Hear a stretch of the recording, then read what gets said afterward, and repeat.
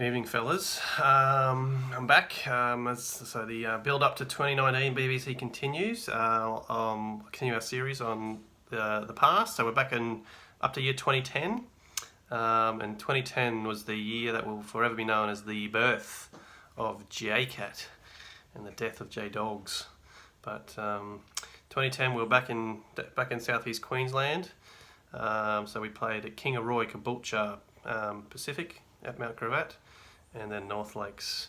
So yeah, we'd learned our lessons from prior years. We played golf Wednesday, Thursday, Friday, Saturday, and then had a farewell junket at the casino, or champions dinner at the casino, and yeah, went large that night. But anyway, so I get back to the formalities before I get onto the story of how JCat was born. But Martini and T Dizzle joined us for their first BBCs, but Gnome had to be a late scratching due to management hotel problems, work.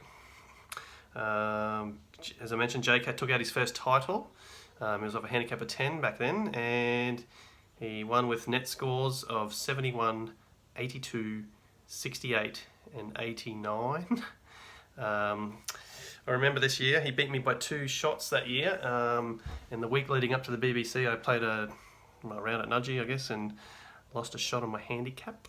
So if I had those extra 4 shots, I would have won, but that's golf. JCat went into the last round at North Lakes with a 10-shot lead, and the biggest choke of all times was on the cards. I'd managed to draw level after 16 holes. But to his credit, JCat steadied and picked up a shot on me on the 17th and 18th and ran out 2-shot winner for his first title, first crown. JCat's 89 net is the largest net score by an eventual champion. Can't see that probably being bettered, worst, whatever the right word is there.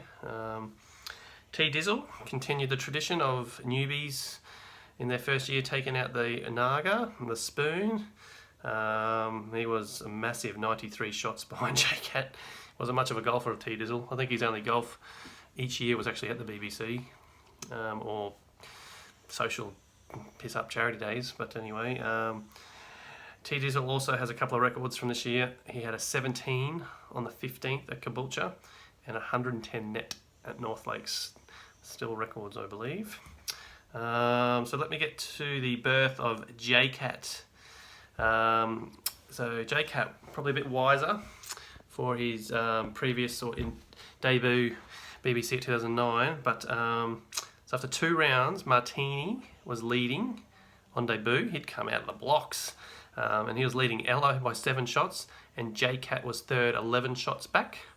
Little side note, coming back from 11 shots at the halfway point is also a BBC record, so JCat has that honour. But on the Thursday night after round 2 at Caboolture, the first ever BBC poker tournament was held, which was taken out by Big Daddy. So, and I guess off the back of that, and then the punting sort of genes or vibes kicked in, and fueled by plenty of grog, we decided to go to the casino. Well, all of us except for JCat and T Dizzle, but we expect that from T Dizzle. He was not a punter, and he was, that wasn't his scene. But JCat had no excuses, but he's gone to bed with a fucking hot bowl of milk. And the rest of us went to the casino and got home at some ungodly hour, 2 or 3 a.m. And with about 3 or 4 hours sleep, we ventured to Pacific the next morning. JCat had to drive us, and T Dizzle, not surprisingly. There's a photo taken that morning of us in our carts waiting to tee off at the first. I don't think it's floating around anymore. I wish it was, but mate, everyone looked like death on that first tee except for JCat. So with JCat had a big night's sleep under his belt, came out and shot a marvellous 68 net at Pacific. He won that day by 9 shots, so the next best was 77 net. And Martini, who was the previous clubhouse leader, had a rather long day with a 92 net, which included not 1 but 2 mooses for the round. So, and that, my friends, is how J-Dogs died and JCat, as we know him, was born. that is 2010. And that's it. I'll be back tomorrow probably with 2011. Have a good night.